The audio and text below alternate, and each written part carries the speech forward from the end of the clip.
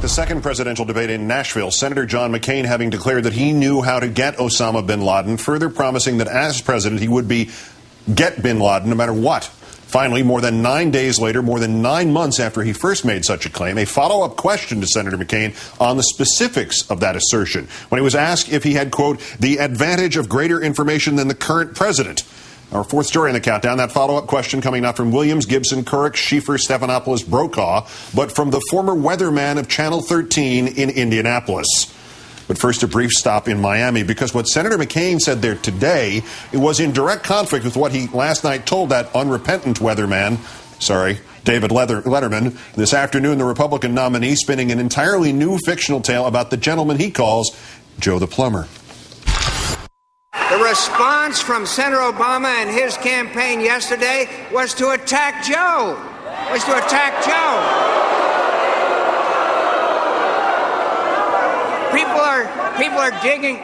People are digging through his personal life, and he has TV crews camped out in front of his house. He didn't ask Senator Obama to come to his house. He wasn't recruited or prompted by our campaign. He just asked a question.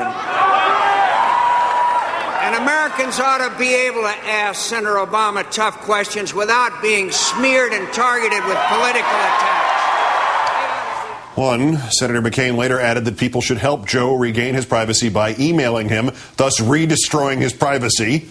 2, Obama did not go to Joe the Plumber's house when the Democrat was canvassing on a street in his neighborhood. Joe Wurzelbacher approached Obama. And 3, Senator McCain is not only fully responsible for Joe's 15 minutes of fame by having referenced Joe the Plumber 21 times in Wednesday's debate, but he even acknowledged it and apologized for it to Joe last night on The Late Show.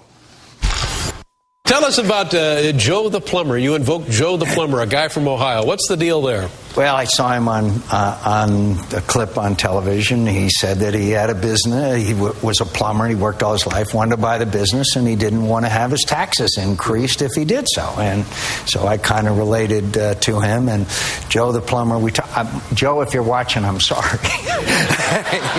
Senator McCain also apparently with no apologies and no regrets about his selection of Governor Palin as his running mate. Mr. Letterman asking about the thought that went into making that choice.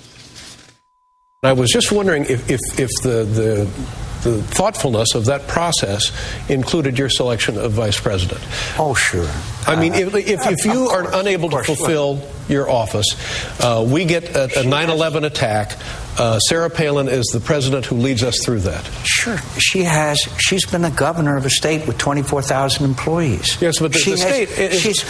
maybe you don't like Alaska. I love Alaska. But the point is, it's the biggest state we have. I'm a big fan of salmon. And I'm sure they'd welcome you there. If I were to run upstairs, wake you up in the middle of the night and say, John, is Sarah Palin really the woman to lead us through the next 8 years, through the next 9/11 attack? Absolutely. She has inspired Americans. That's the thing we need. Perhaps the best exchange of the many coming when Mr. Letterman asked about Governor Palin's frequent claim that Senator Obama has been palling around with terrorists, plural, something to which Senator McCain initially agreed. Letterman unveiling both the ridiculousness and hypocrisy of the attack by then asking the Republican nominee about a different plumber, G. Gordon Liddy, the Watergate criminal who had drawn up plans to firebomb Washington's Brookings Institution and had to be stopped from assassinating the columnist Jack Anderson. But you will also admit that we cannot really control who we interact with in our lives 100%. How long we interact with them and how we interact with them. But the point in this campaign is the economy and the economy. Did you not have a relationship with Gordon Liddy? I met him. Did you attend a fundraiser at his house? Gordon Liddy's... I object, Your Honor. That and much more to talk about with Clarence Page, nationally syndicated columnist of the Chicago Tribune, who joins us now. Thank you again for your time tonight, sir. Thank you, Keith. Glad to be here. Palin airs Liddy, bin Laden. What does it say about a campaign cycle that was the most substantive interview of the Republican nominee that we have seen and also that we're likely to see before this election? Well, number one, David Letterman takes his role as an evening newscaster seriously. And when I say newscaster, I mean late night is an important medium for a lot of people who say they get their news from late night talk. And David gave a persistent interview of the kind that I'm sure you would give if John McCain would come on your program. We've talked about G. Gordon Liddy and all. I don't know why that story has not come out more, why there hasn't been more discussion. Obviously, David Letterman's audience was ready for it. I thank you for that compliment, first of all.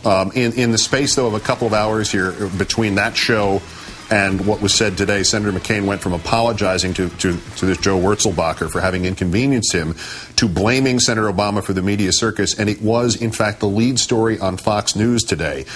Number one, doesn't that by itself succeed in keeping this poor man whose privacy has been destroyed, Joe Wurzelbacher, in the headlines, rendering an apology like that completely meaningless and hollow? And two, if Joe the plumber did not seem to work at the debate or the day after, why is the campaign still going with him as a strategy?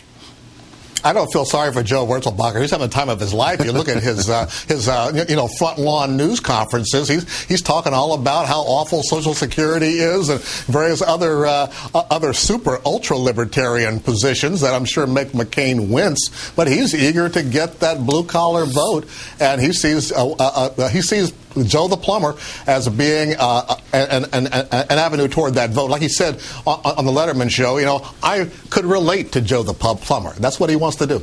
And it turns out he's going to relate to him as well in his weekly radio address. The McCain, although he'd like to get Joe out of the spotlight, would like to keep him in the spotlight simultaneously.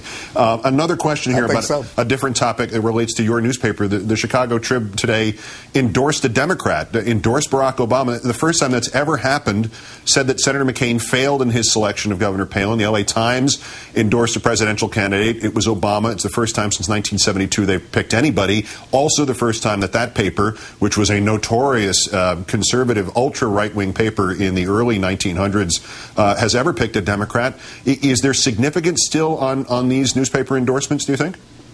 Well, let's be kind to our Republican heritage there, Keith, because we were the paper of Abraham Lincoln, and the Tribune was founded on two principles, free trade and abolition, and I still believe in that as a member of the Tribune editorial board. But yes, this is a historic occasion. The paper has been a Republican paper, has never endorsed a Democrat, including Adlai Stevenson, former governor of Illinois, and his two runs against Dwight Eisenhower.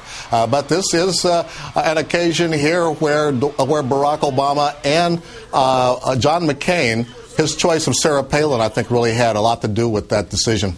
And as a matter of fairness, the Chicago Sun-Times has just endorsed Obama as well. We'll just throw that in and give it the sentence it deserves there. Clarence Page, Pulitzer. Well, this is a trend. Yeah, there it is. Pulitzer Prize-winning columnist of the Chicago Tribune. As ever, sir, great thanks. Have a good weekend. Thank you, Keith.